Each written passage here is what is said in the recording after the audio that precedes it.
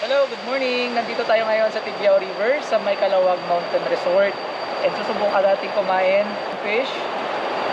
Fresh na fresh, bagong grilled, and of course kanin.